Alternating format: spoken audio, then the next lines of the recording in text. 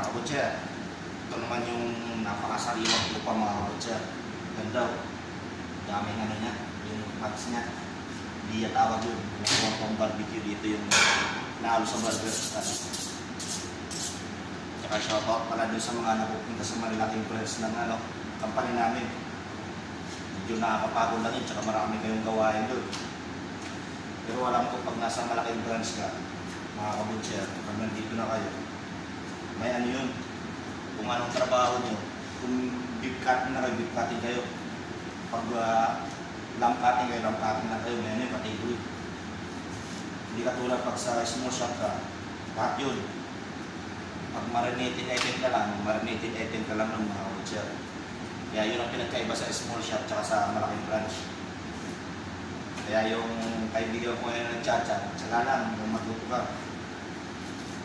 Medyo ang pangit lang dun sa malaking branch, mas maraming overtime. Kaya yun ang pinagkaiba mga kabutser. Sa small shop naman, tulad dito sa akin, maliit lang na shop, saktuhan yung uwi namin, walang overtime. Kaya, ano na lang yun, be patience na lang tayo, yun lang ang payo sa inyo. Patience na lang tayo mga kabutser. Pag wala tayong patience, lagi may overtime. Kasi yung overtime dyan, halos wala kami makikita sa overtime. Yun ang pangit ang dito sa kumpanya namin, yung mga overtime wala. Kaya tiis na lang, bawi na lang sa minsan sa break. Ganun lang ginagawa. Bawi ka na lang sa break mga kabutser. Tsaka yung mga gusto mong mag-apply pa lang ngayon, hiring ngayon yung mga kabutser sa pinag-apply namin yun. Kasi baka katapos itong Ramadan, matapos yung mga April, darating yung employer dyan, mga April to May. Kaya March, ewan ko, pag maaga sila dumating, bago mag-Ramadan, mas maaga na, February pa lang, mag-interview na pala.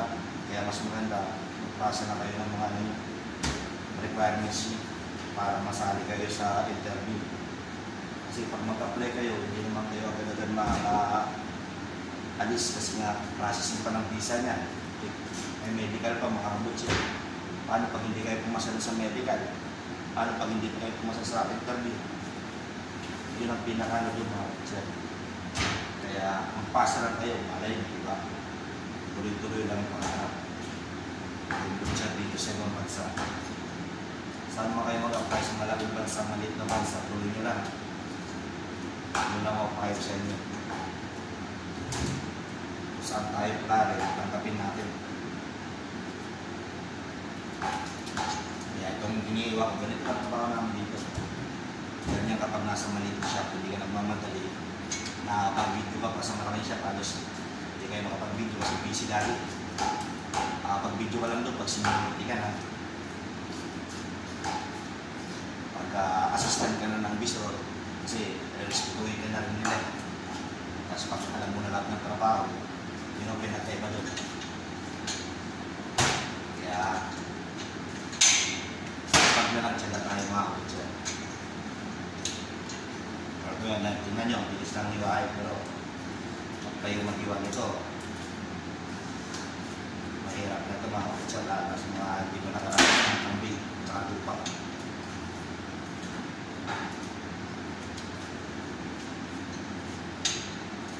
Itong mga natira na ito, babay parts pa yan mga kabutser. Bigyan niya ng iwan yan, babay parts pa yan, hindi ko napapakita sa inyo, yan ang dito na lang. God bless mga kabutser.